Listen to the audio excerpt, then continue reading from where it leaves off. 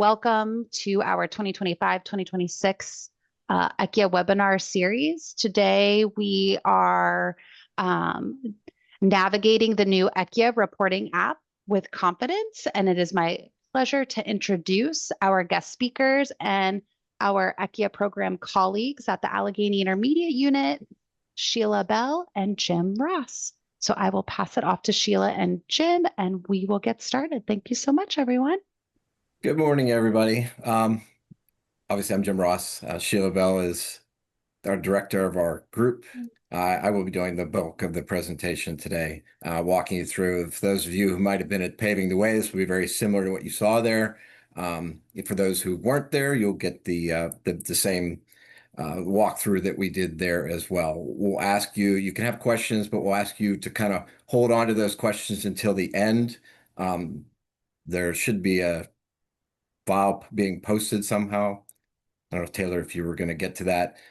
That file will give you the layout of what we're going to go over. It'll also allow you to put some questions in there if you want to basically type into that document when you download it once it's available. So I will jump in here. I will share my screen. Okay, so I'm going to look this direction. Everybody can see the dashboard, I hope. One thing with this is that this is the test site. I'm not using the live active site for obvious reasons. So there will be some slight differences. Up at the top here, you see this DWC. Obviously, in your case, you will not see that because you have the live app. The rest of the app itself, though, the layout of everything should be identical. There should be no differences between the two. So what we're going to do is we're kind of go a little bit backwards with this. We're going to start at the bottom and then work our way to the top in terms of the tiles that are presented here. So what you will see, if you're an admin person, if you're a user, you will not see this blue button at the bottom. Only the admin people can see this. But what this will allow you to do as an admin is to basically control your roster of individuals who can access the app. So when you come in here to the app itself, and you come into the actual tile that says admin, you'll have the organization tab. You don't really need to do too much with that, but under the users tab, you'll see everybody who is listed under your LEA. I picked West Allegheny just as an example. That's where I kind of reside, so that's the one I used. But you would have obviously have your own. You would have your list of people. So if you're the only individual, you're the only person you see. If you choose to invite people, acknowledging that they're going to maintain the confidentiality of your data. If you choose to invite them into the app, you simply need to come down here and click on this invite user. It'll bring up this box with its options. Your organization will be populated. You simply need to put in the first name, last name, the user email. You can exclude the domain name because that will be over here. You will only have your domain name of choice. So you would pick that domain name and under the required, it would put, so if I came in here and say I was going to invite Sheila,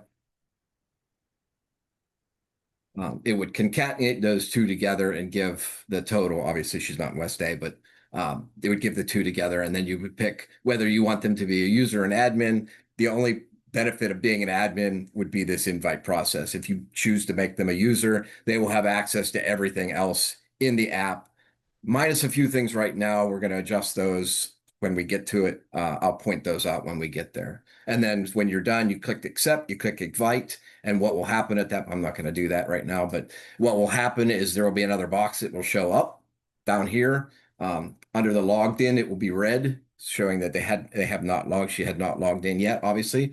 An email will get generated that will be an invite link. It will be sent to Sheila as well as you because you're the admin person, and it will send it to your regional people. So they'll be aware of the addition to your LEA roster of individuals who can access the site.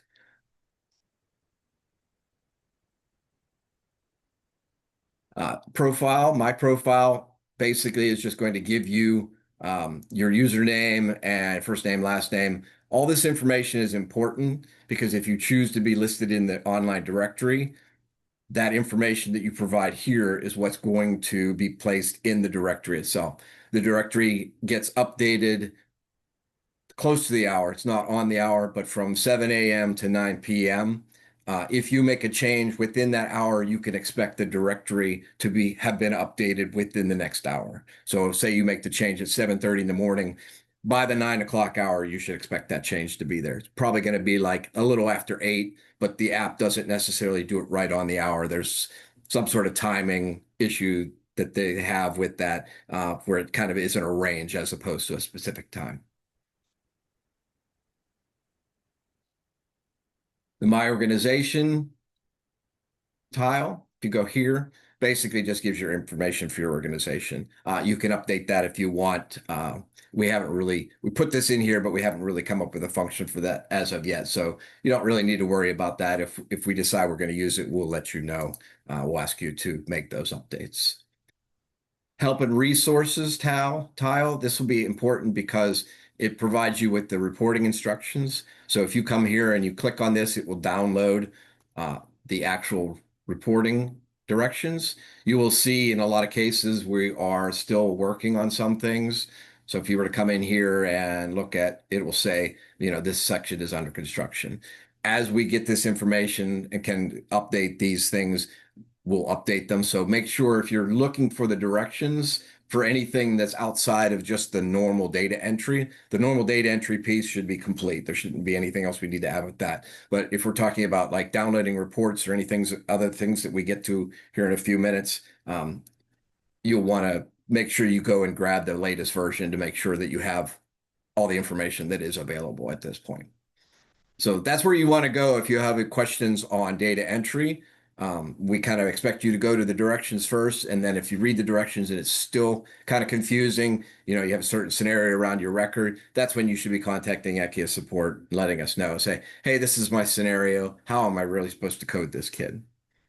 The monitoring dashboard, if you're doing monitoring this year, this will take you directly to the old data system. This will allow you to upload your records, basically. If you're not doing monitoring, you don't need to worry about this. But if you are monitoring LEA, this is where you'll go. So if you're not sure, okay, I don't remember where that old website address is, know that you can come right into the app and click on here and get directly to it. There's also some other resources.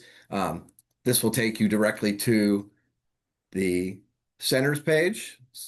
So if you're looking for any information from them, you can come right here and it'll have all the information. So if you're looking for, next year, you're looking for the paving way information, you go right into the app, come over here and access that information there. And then the last thing is the PDE site.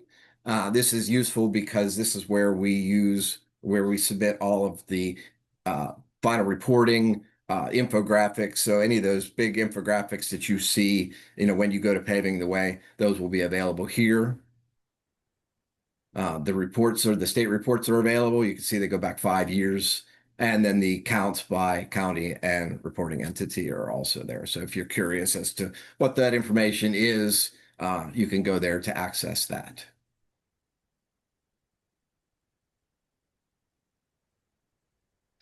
Data exports. This is helpful because what it will do is if you want to download your reports, especially when we ask you to do that at the end of the year, you'll be able to come here and click on this, and it will provide you with this downloadable version of your data in a CSV format. You open it, it will go directly to Excel. You'll be able to see all the records that you've entered for the year at that point. And you can do this as many times as you want. If you want to download the report and say, okay, I want to just check in the report. I don't want to go through individually the search records. I want to just look at the report itself. You can do that at any point. There's no limit in terms of how many times you can do that. The ECYEH organization users, you don't really need to worry about that. That's more for us and for your regional people. But basically what that will do is it will give you a list of everything that was included down here under your admin information. So that will give you a list of that. The other thing that will show up, and it's on the help page, sorry. I don't have one on here, so I couldn't remember where it is. But on the help page itself, you will be able to see your LEA profiles. So for monitoring purposes, you'll be able to have those files accessible. If you are interested in seeing your historical information, those will be available. There'll be 2 different files there. There'll be an internal version and there'll be an external version. The external version is the one that if you get a request for data from an outside source, or you're monitoring uploads themselves, you would provide that external version. What that does is it limits the amount of data that they can see, any counts that are 10 or fewer are asterisked, so that way the confidentiality aspects are maintained that we're required to maintain. The internal version will have all the data in there. So if you as an individual want to look at your data and say, okay, what does it look like over the years? You know, what kind of trends might I be seeing? That would be the file that you would want to use there. And again, there would be another subsection here with the two tiles that would appear right here and right here. And if you ask your regional person, they will be able to give you forward you a screenshot. We could forward you a screenshot too if you'd like to see that. But if you come in here, you'll see it. All LEAs should have one. The non-LEA people will not get one, I believe. And then there are a few other miscellaneous cases where we don't actually produce one for you. But anybody who's an LEA will receive one or two versions, basically. Okay, one other thing I want to point out is that these tiles that are here can also be accessed from these top buttons.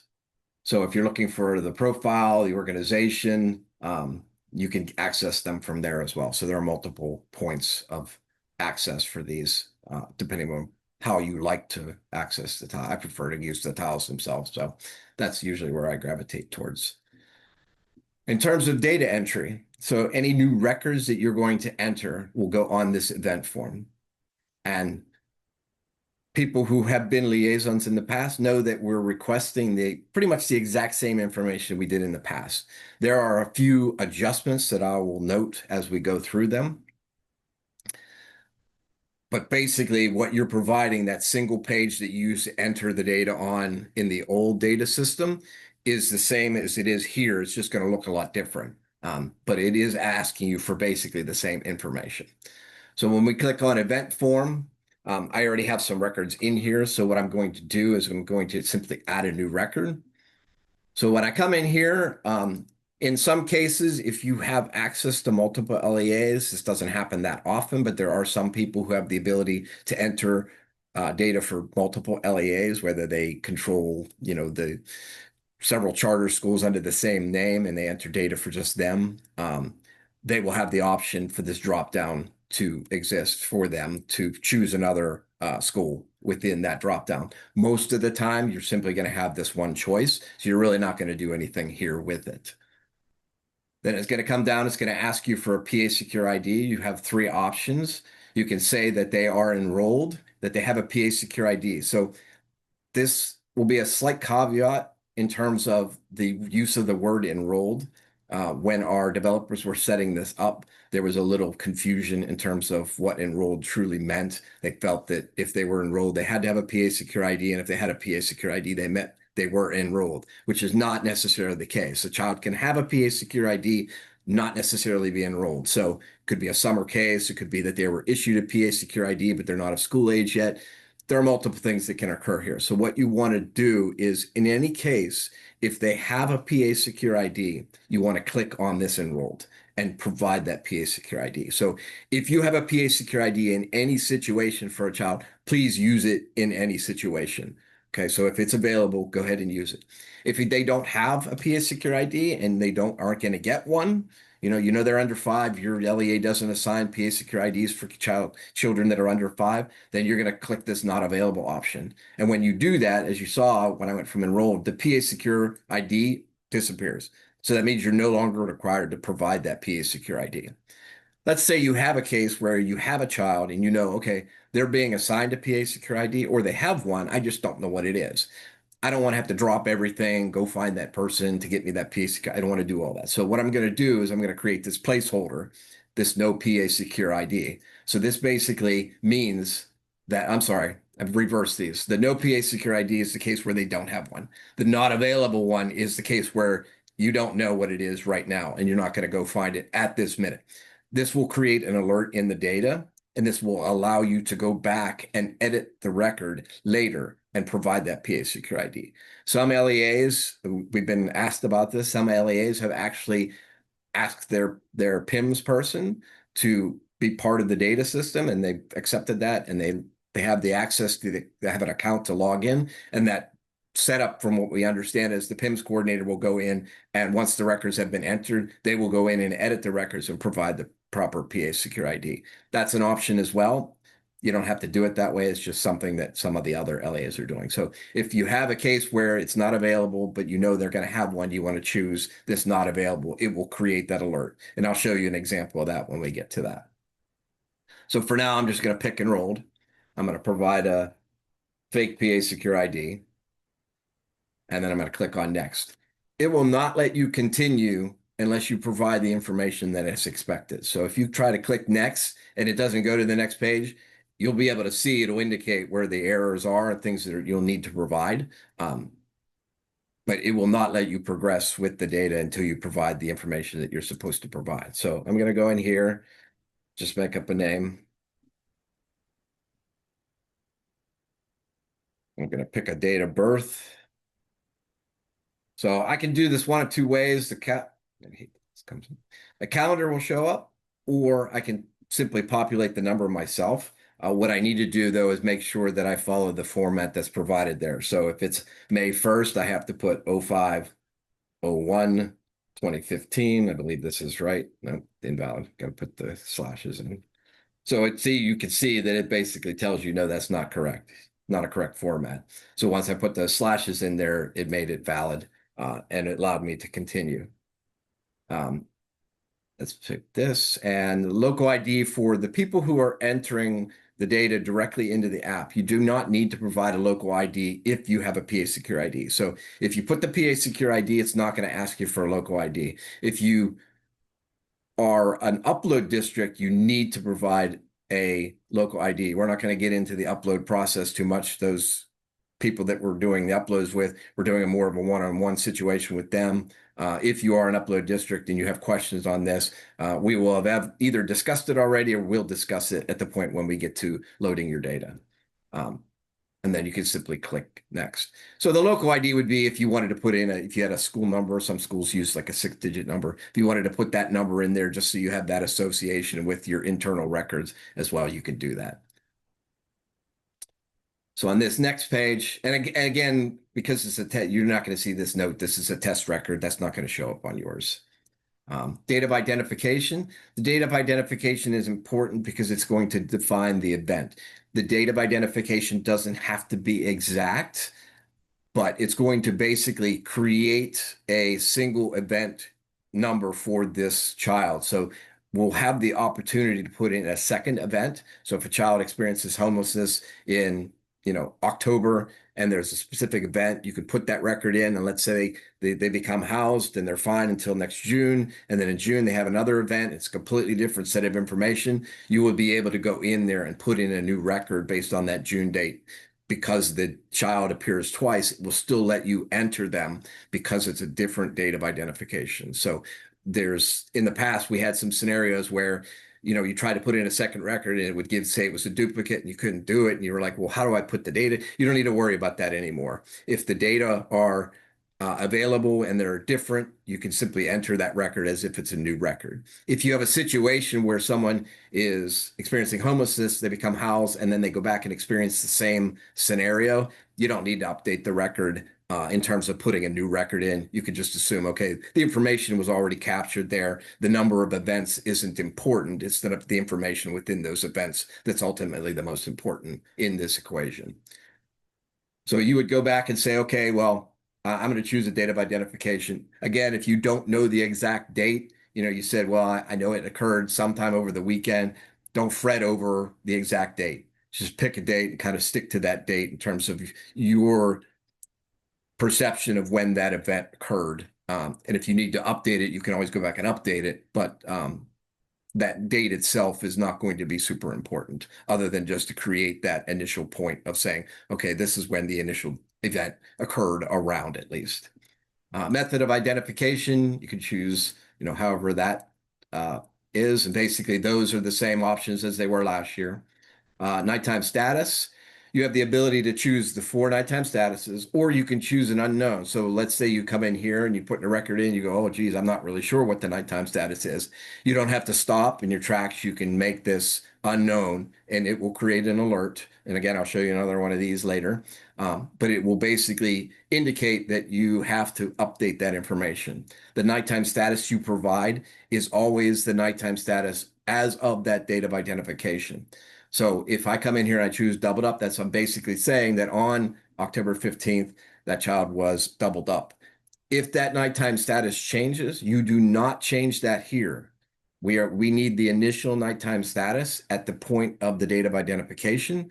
So if the nighttime status is adjusted at some point, they have a change in their nighttime status, you can put that in the notes section. If you want to track that, you could put that in the notes section, and I'll show you that in a little bit as well. But know here that once you code the nighttime status, that nighttime status should never change unless it was a mistake. Let's say you come in and you say, okay, no, they actually weren't doubled up. They were in a hotel, and you fix the data. That's fine. But know that once you fix that, that's what the initial nighttime status is. That's the information that I will use to do the federal reporting on. They request that we give them the initial nighttime status, not any sort of changing nighttime statuses after that point. The next thing is the precipitating event. We have the option of 2 choices now. We've had people in the past say, well, what if I have 2 different things? How do I code that? We put 2 in, so you can choose the one. The second one is only optional. You don't have to pick one there. So if we had a situation where there was a hospitalization and something else happened, I could put that second event in there. Again, you can leave it blank. If you don't have one, that's fine. It's just going to expect the initial one itself.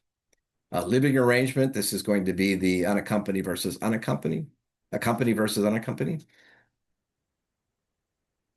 So in this case, if they change their status at any point in the year, you always want to defer to unaccompanied. So if they go from accompanied to unaccompanied back to accompanied, they're considered unaccompanied. Any version of unaccompanied in there, no matter even if it's a single day, they are considered to be unaccompanied. So once you've changed it to unaccompanied, you're not going to change it back to anything else. If they stay accompanied the entire year, obviously they would be accompanied. But in any case where they become unaccompanied, you want to change that. So again, I click next. It lets me continue. Age grade categories. This one has some slightly different categories. We tried to basically refine the birth to 5 grouping a little bit more because in the past we did not have Head Start or early intervention indicated here. So we had a lot of questions like, hey, how do I indicate this kid's a Head Start kid? How do I indicate their early intervention? So what we did was we added those categories in here that allow you to set those codes. The grades, the enrolled grades are basically going to be the same. Again, there's another unknown here that can be corrected later. That would be the third case where we would have an alert. If you simply don't know what they are at this point, you could select that, come back later and make that choice. Date of attendance after the precipitating event. So what this is going to do, and if you don't know, you can click unknown. If you know they're still there, you can just simply put what the date of identification was. You don't have to say, well, this happened on a Saturday and that was the 15th and they came back on Monday. So that's the same. You don't need to worry about that. If it's a continuing case, you can simply put what the date of identification was as the date of attendance. If they don't return, let's say there's a situation where they have an event, they go live with somebody else and they decide they're going to change schools, you can simply click unknown. That would leave it blank. When I come in here, it's not going to let me choose a date prior to the date of identification. So if you go, okay, wait a minute, what was the date of identification? If you simply click on the calendar, you're going to see what it is because it's going to be the first date that's available for you to code in here. So then I would come in here and I just simply put October 15th. Student enrollment status. These are the same as last year with one exception. The younger sibling was adjusted to include child. There are situations where people were saying, well, they're not a younger sibling, they're actually a baby that they have. This will allow you to code that there as well. I'm going to leave that blank for a second. If you come in here, it will give you your list of schools.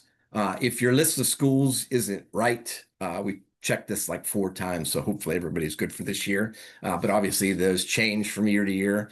If you see there's something omitted or something's wrong, let us know and we'll get it fixed. You can choose other for the meantime. If you see something that's not available, you can always pick other and then go back and change it at some point. And we'll show you how to do that in a few minutes. If they're in a case where they're in the school and it's an other, they go to they're an IU student or something along those lines, you would pick that. If they were outside of the school, like a private organization, you would pick that. It's not hugely important that you determine exactly what it is. If you're not sure, just pick one of the others. We do get the demographics and enrollment data from PIMS at the end of the year. So that's the information I use to line up their enrollment. This just kind of helps me direct me if there's a question of where the kid really is. And I could kind of look at the enrollment information that I get from PIMS and kind of reconcile the two pieces of information. So I'm just going to pick a school here. LEA of origin, this would be just your LEA if the kid didn't come from somewhere else. If the kid did come from somewhere else, you could click on that. You can choose, there will be a drop down. I'm not going to show you that at that point, but there will be a drop down you could pick from. If you don't have a specific, so let's say it's from another state or from another country, it'll allow you to put that in there as well. So I left this blank. So if I go to click next, so you'll see it didn't go anywhere, and then you see this pops up and says it's required. So it's not going to let me progress until I've picked, one of those options. And now that I've chosen that, it will allow me to proceed. So then this next page is barriers in service delivery. You have to define something. So if they don't have any, you have to actually choose none. In the past, we left it so that you could leave them all blank, but then the question became like, well, they are all no's, or they just simply fill it out. So this will force you to fill it out, basically. So if I come down here and I put none, if I come back later and I say, okay, well, I need to choose one, when you click on this, it will remove the none. But if you click none again, you'll have to basically reset it first before you put none. Same idea with the services. I can choose none, but if I say, oh no, actually they had counseling, it will remove the none. But if I try to put none in again, it will not remove that one. So you'll have to reset it, come back down here and choose none. And obviously you're going to pick whichever. And then there's the 3. Now we only have the 3 again, the Title I, McKinney-Vento, and the other funding.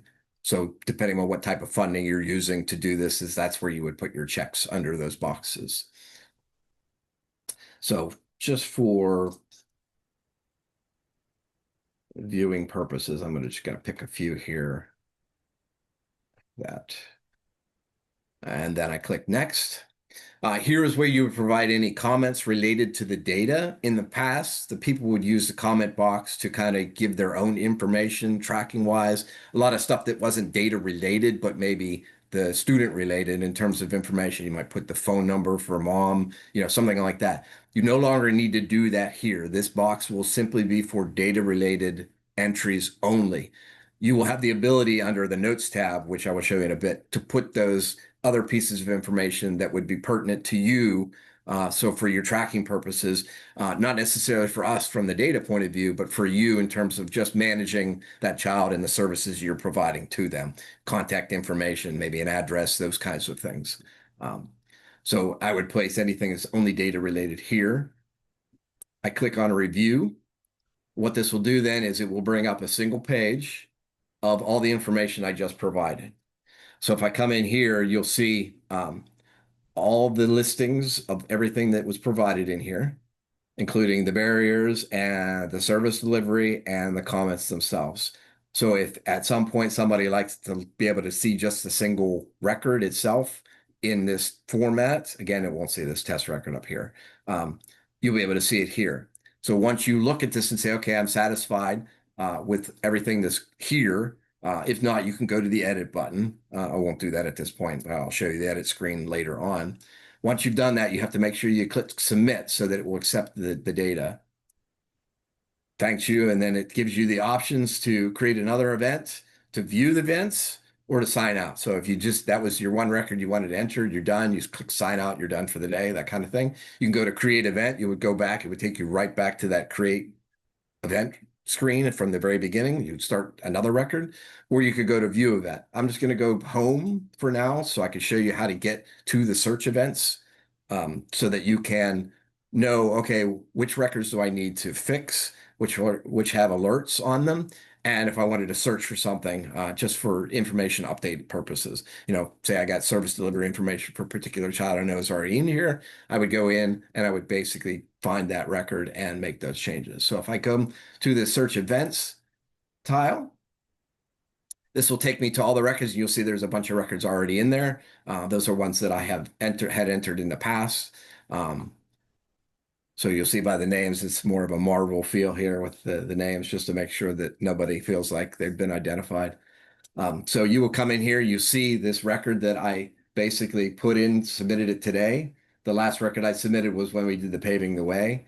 And it provides that information. And you'll see here, the records are marked as either complete or incomplete. The incomplete records, and again, this test event will not occur. So this will be blank here, this will be blank. The only thing you'll see here is this nighttime status alert. So you will see in this case, there are 3 different alerts. There's a nighttime status alert, tells you the nighttime status is missing, the age grade category alert, which tells you the age grade category is missing, and the PA Secure ID alert, which tells you the PA Secure ID is missing. So it will tell you, and if you wanted to just see just those, let's say you have a bunch of kids and you want to know, okay, which ones do I need to be worried about? I don't have to change anybody that I've already entered. I just want to make sure that I'm getting the information that I need to update the records that are incomplete. You can come up here and choose the status and choose incomplete. And if you hit apply, it will provide you with those 3 incomplete statuses. Then you could come in here and say, okay, well, now that I know which these 3 records are the ones I need to update, I can say, okay, I actually found out what his nighttime status is. So I'm going to click on this view. It's going to bring up his entire record. And I'm going to come in here and I see where it says unknown must be corrected later. To change anything, you're going to basically click on these links on the side. So if I want to change from any particular row, I'm just going to pick that row, click on the edit. It's going to bring up this box. I come in here and I say, okay, I know he's hotel motel. I'm going to click submit, and now it changed. If you saw real quick up here, that alert changed, it disappeared. The record is now saved. You don't have to do any saving. Once you've made that change, it's already been saved.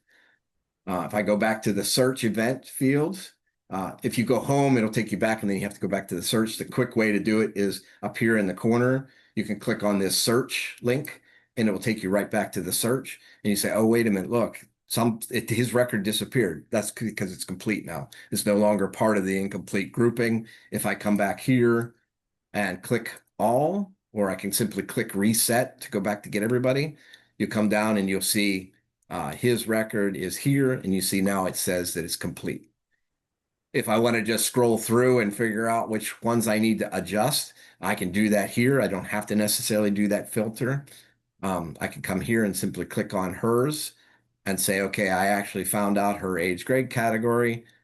I know I come to school enrollment, I click on that, and I come under here and I say, okay, I know she's in grade K. I don't know if that's true, but submit it and it will change that. And if I go back to the search field, you'll see hers was updated now and it says it's complete.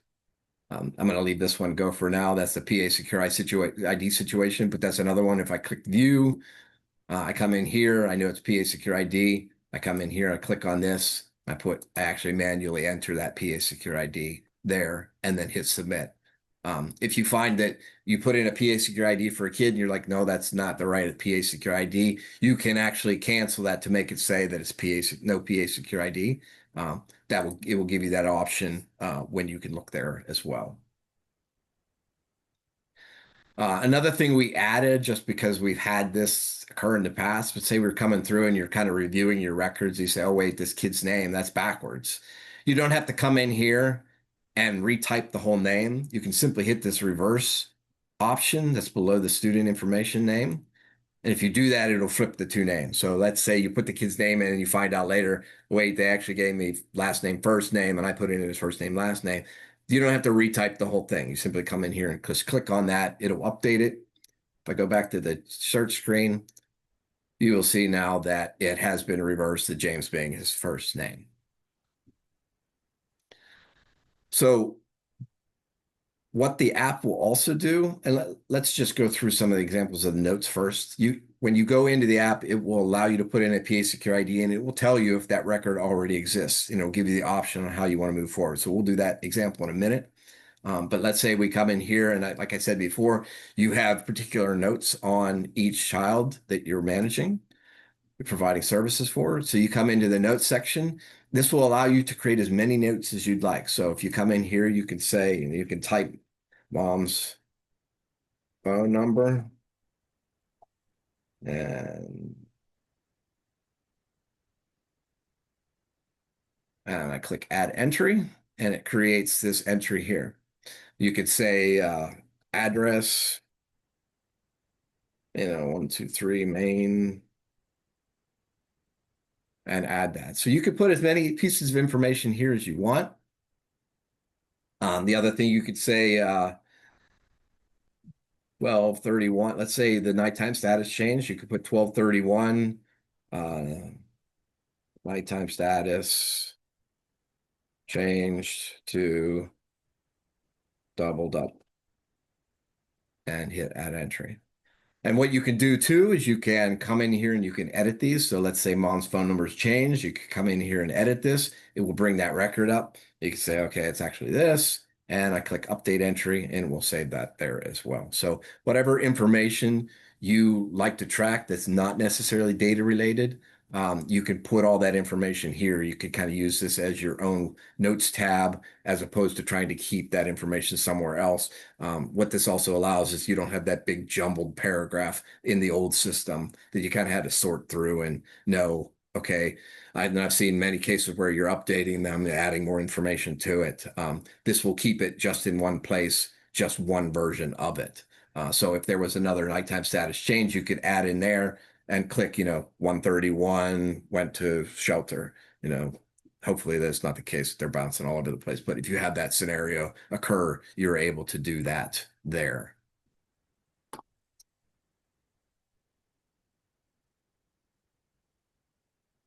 So what I'm going to do now is show you an example where the student has already in the system. They're already in the data app. So either you didn't recognize that they were entered, or you might have a situation, you have multiple people entering data, and the same two different people were entering data, and they got the same record to enter, and they didn't realize the other person entered it. So when you come in here, you come down here to enrolled, I put the PA Secure ID, if I remember it correctly. So what it will do at this point is it will come up here at the top of the next screen. It'll say, hey, there's an existing event already. And I could say, okay, she already is in the system under this identification date. So you need to ask yourself the question at that point, is this a new identification that I want to provide a new set of data for? If yes, you would simply continue. If no, you can come here and you can actually view the event directly from there and say, okay, here's the event. This is the information being provided. Okay, yeah, I've just checked through all that. All that information looks right. So I'm good. I don't need to enter that record. Or if there was something that you found that was an update, that you could say, well, basically the situation remains the same, but their unaccompanied status went from accompanied to unaccompanied. So I need to change that here. So you could come in here and do that at that point. If you need to correct any data, let's say you have the date of birth and the date of birth you provided was incorrect. You got the corrected date of birth, put that information in there. That would be something you could do at that point as well. So it will basically take you directly to that record at that point.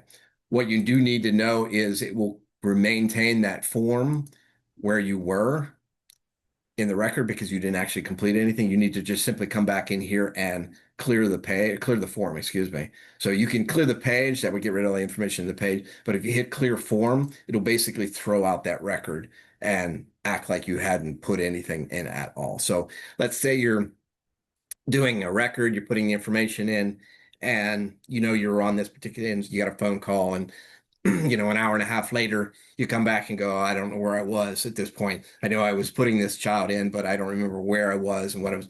You can just simply hit that clear form and then just start again.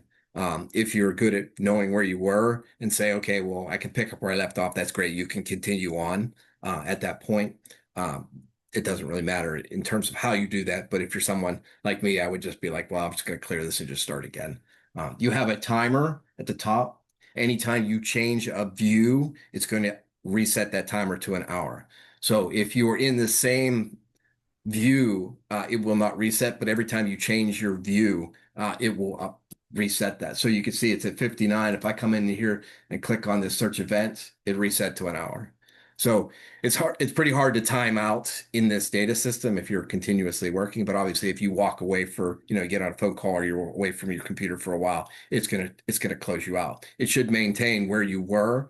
But again, if you're not confident in terms of picking up where you left off, you could just do that clear form page.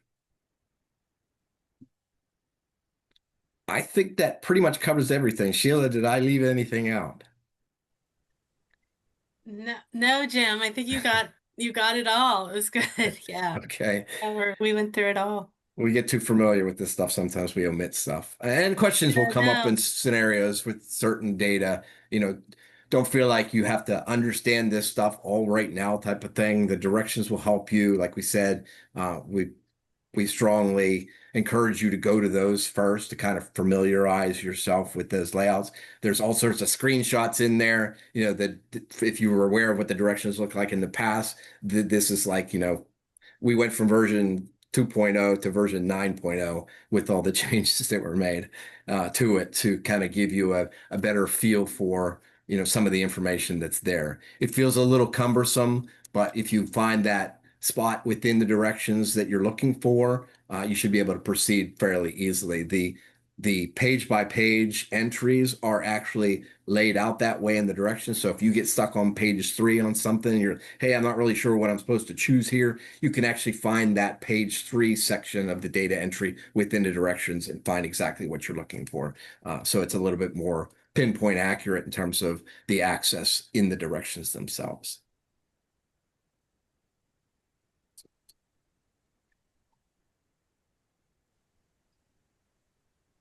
Jim, this is Taylor. I didn't see any questions come into the chat yet, but I just wanted to give that space for folks. If anyone has a question that they'd like to drop in the chat, or feel free to unmute and ask any questions if you might have them. We have a few minutes for that. I'll drop the evaluation link in the chat as well.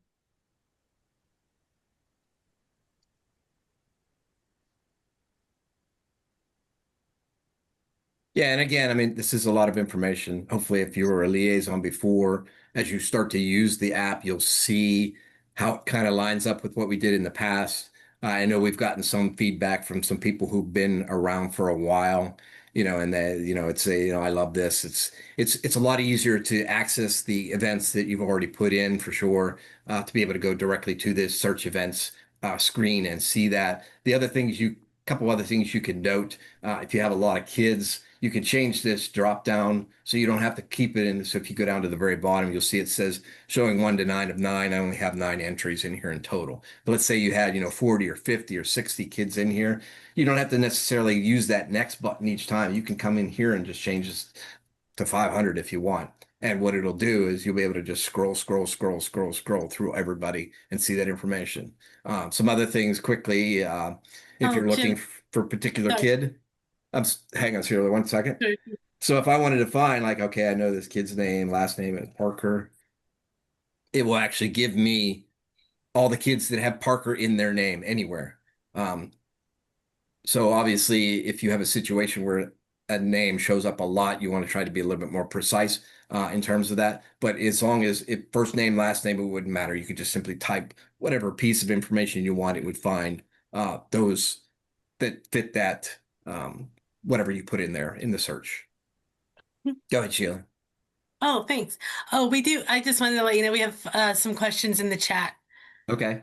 Our first one is, does the data carry over to the next year? Not from last year. That's the answer everybody wants, right? Not from last year. Next year, what should happen, and we haven't gotten to this point yet to know for sure, but what our plan is that you'll be able to go in and put in the PA Secure ID. And if the child was identified last year with that PA Secure ID, it should populate their name and date of birth. Obviously, all the other information is going to be different. So if you have a kid that is continuing across program years, this is an important thing to note too. The date of identification for anybody who's continuing is always July 1st of the program year. It's been that way for 10 years. Not a lot of people use that though, especially the upload people. The upload people are being forced to use that now though.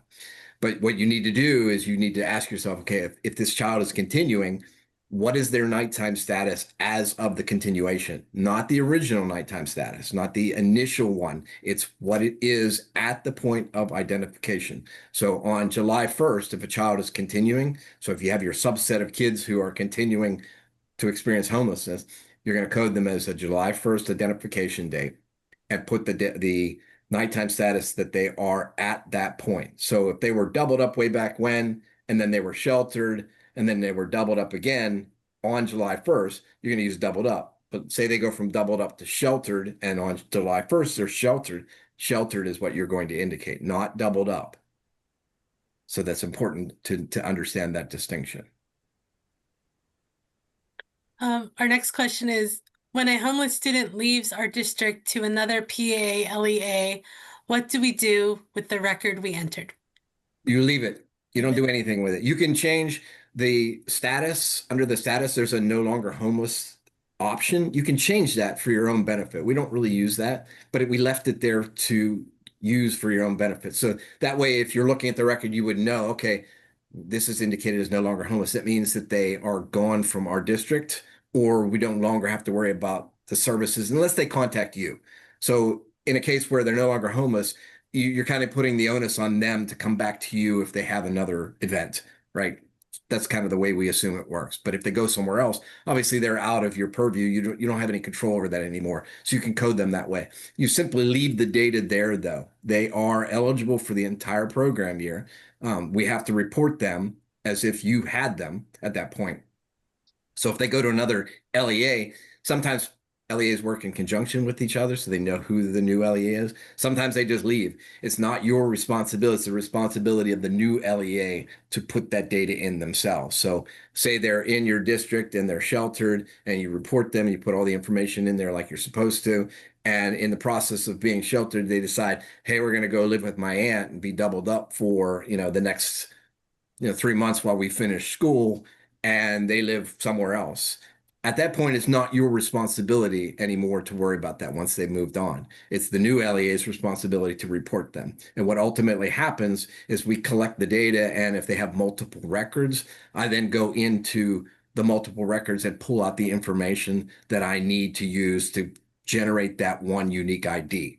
So if you entered a kid twice in your own system, because it's easier to do that because they had one in like I said before, we had one in October and we had one in June, and they put those two separate records in there, and okay, each of those records has their corresponding data the way they're supposed to be coded. Then you're basically saying, okay, you're saying you figure this out. I gave you the information. You figure out what needs to be kind of combined or translated there. So that gives you that opportunity to not have to overthink the situation. But once they've moved on, you can code them as no longer homeless. You don't have to do that. If you just sort of keep a list and okay, these are the children that we need to worry about at this point, that's fine too. That's not a requirement, but there's no coding that they've left. There's no additional records. Some people have asked, do I need to put an additional record to show that they're no longer homeless? No, from a data point of view, we don't really care what happens beyond that. We only need that data itself to help us do our federal reporting.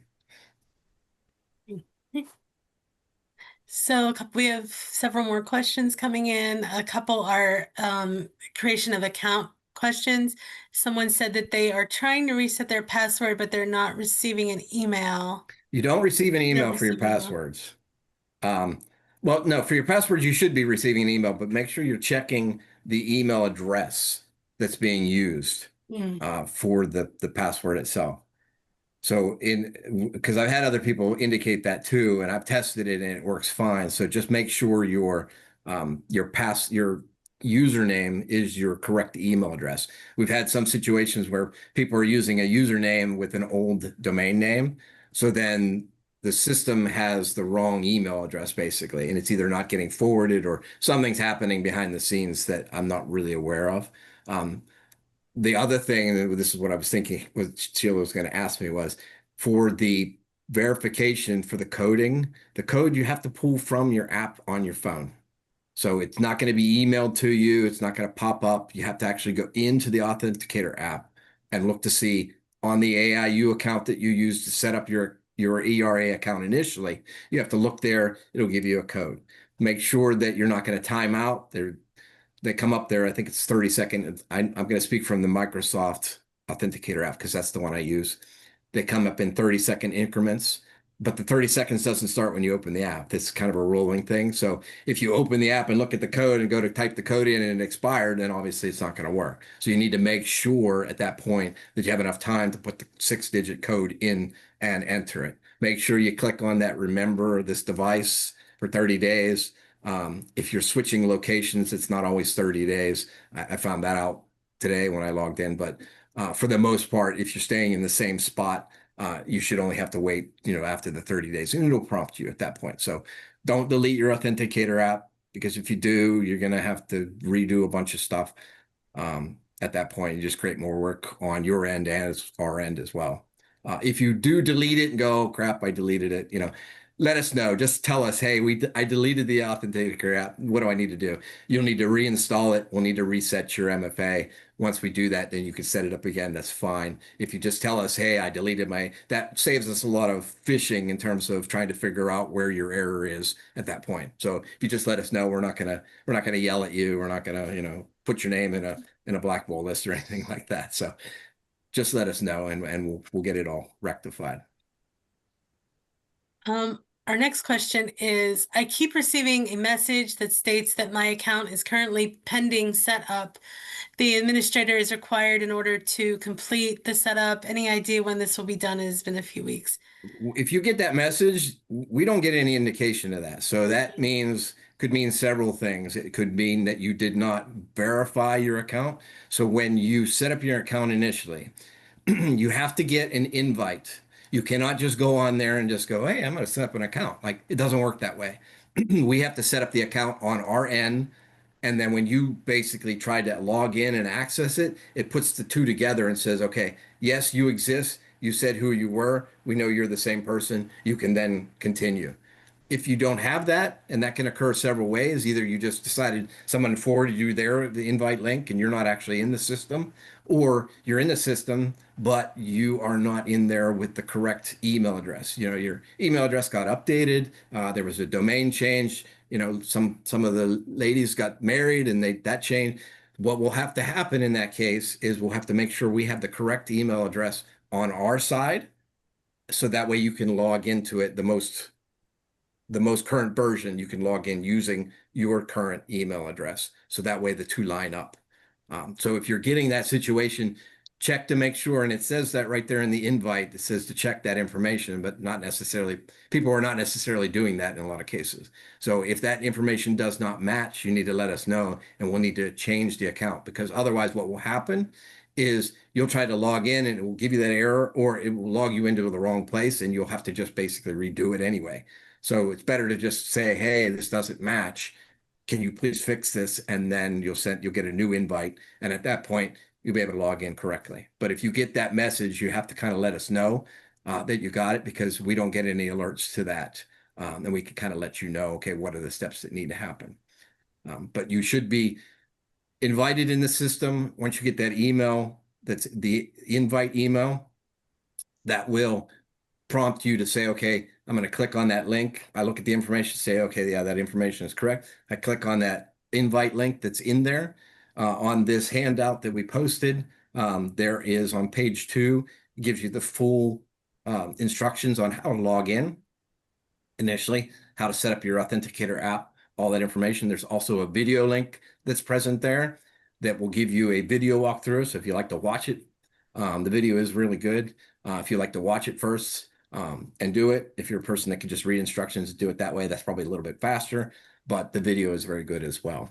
Then when you go to log in again, once you've set up your account, you're going to get a account verification email. When that email comes, you'll need to click on that verification link. And at that point, you should be able to log in with your authenticator code. Again, once that, I don't think the 30-day checkbox shows up initially, but the second time you go to log in, it should show up. Make sure you click that so that way you're not putting that code in every single time you're trying to log in.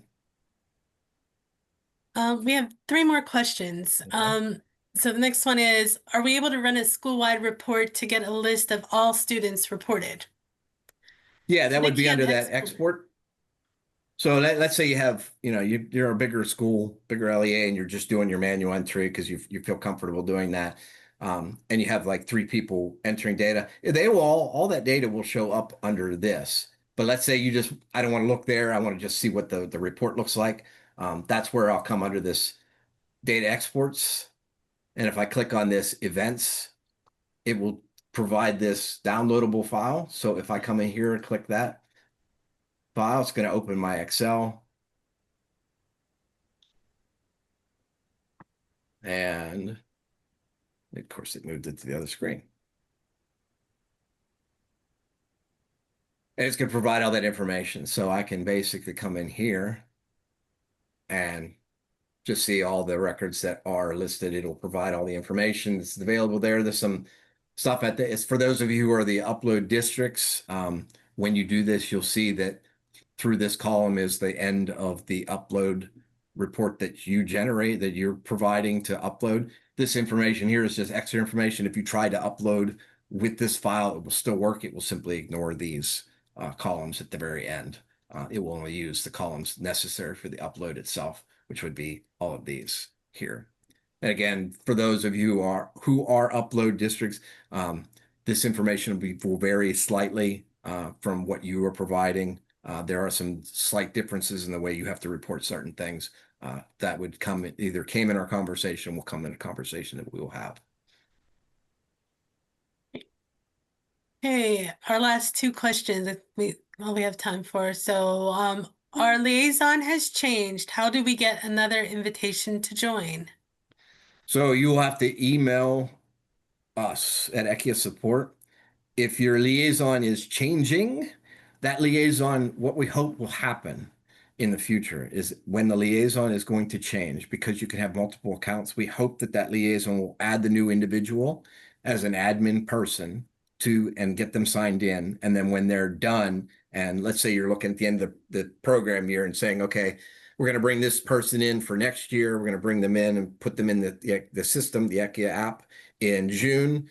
I'm going to stay in the app until the end of June when the program year is done. And at that point, that new person can then go in and either delete my account or lock my account. If I'm not coming back, they would just delete my account. If, let's say, we have a situation where someone is going on maternity leave and you're assigning somebody else to it for the interim, you make them an admin they could lock your account so that while you're gone, nobody can access it. So if there's a security breach at some point, they don't have to worry about that. They can then unlock it when you come back. So there's a lot of options here. So what we're hoping is in the changeover is that the old person will bring the new person on, and then that old person will then leave, or they can do whatever they need to do with that account.